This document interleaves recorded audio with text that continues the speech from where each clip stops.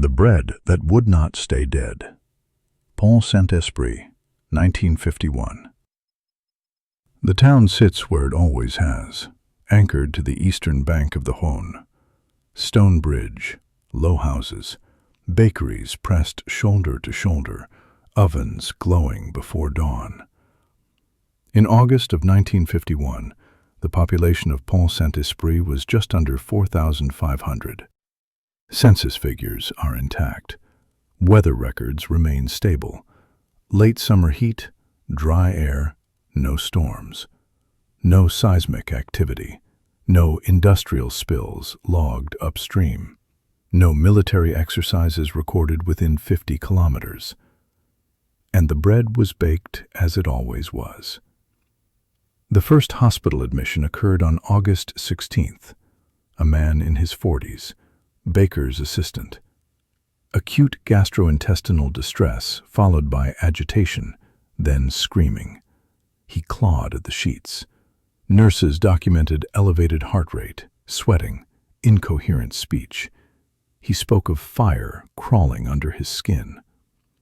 By nightfall, 5 more arrived. By morning, the corridors were full.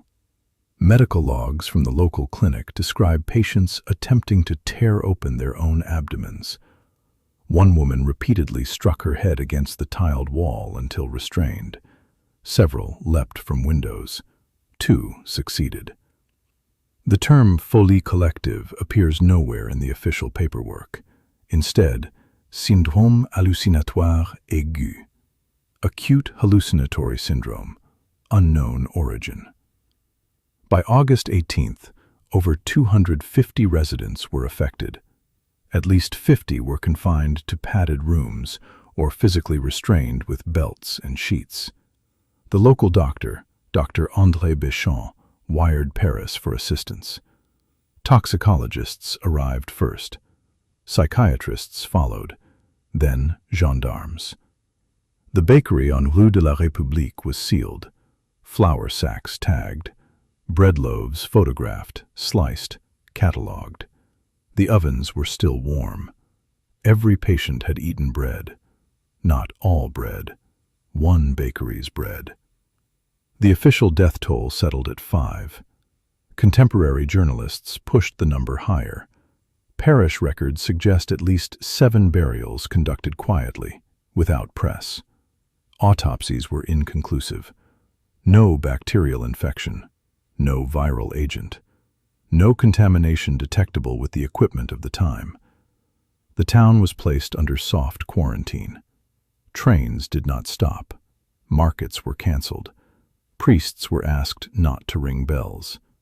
Witness statements were collected and archived. They remain accessible in departmental records. The language is consistent. Serpents emerging from the stomach.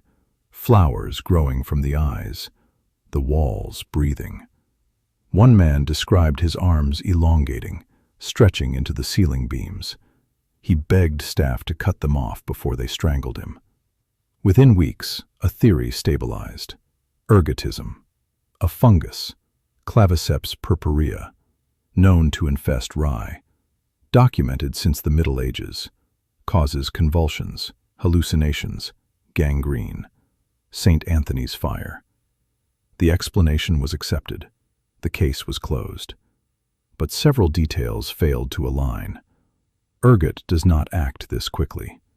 Ergot does not affect only one bakery unless contamination is deliberate or localized to a single sack. Ergot poisoning does not typically cause synchronized hallucinations across unrelated individuals. Most critically, the rye flour used in Pont Saint-Esprit was tested multiple times. No ergot bodies were identified in sufficient quantity. Internal memos between toxicologists, declassified decades later, express confusion. One margin note reads, "Symptoms exceed expected profile." Another, "Patients describe shared imagery." In 1972, a separate document surfaced in U.S. archives. A CIA report discussing potential field tests of psychoactive compounds in European civilian populations. The document references a bread-based delivery vector in southern France. The location name is redacted. The date range aligns. The agency denied involvement. French officials rejected the implication outright. No formal inquiry followed. The town continued. Survivors were interviewed in the 1980s. Many refused to speak. Others had relocated, changed names, dissolved into records. One woman, aged 19 at the time of the incident, described a recurring dream that never faded. In it, she stands in the bakery. The bread is stacked too high. Each loaf hums softly. When cut, the interior is not crumb, but layered tissue, veined and warm. She reported the smell never left her nose. Another survivor described hearing radios that were not present, numbers repeating, always the same sequence, always from the walls. The most disturbing testimony came from a gendarme stationed at the hospital. His statement was not included in the original police report. It appears only in a personal notebook recovered after his death. He wrote of a room on the second floor that staff avoided. Patients placed there calmed briefly, then worsened. He heard chanting when he passed. Not voices, vibrations. As if the building itself was speaking through lungs it did not have.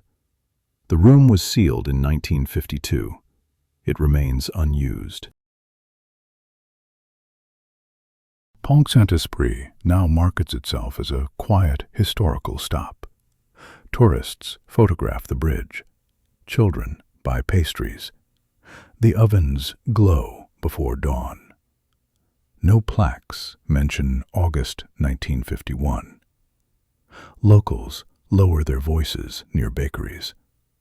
The bread is eaten quickly, never saved for later. The archives end cleanly. The facts remain stubborn. A town poisoned by something that behaved like food, but acted like an intelligence. Timed, selective, synchronized. Whatever passed through Pont Saint-Esprit did not linger in bodies. It lingered in process, in ovens, in fermentation, in the quiet agreement that bread is safe. That agreement has never fully returned.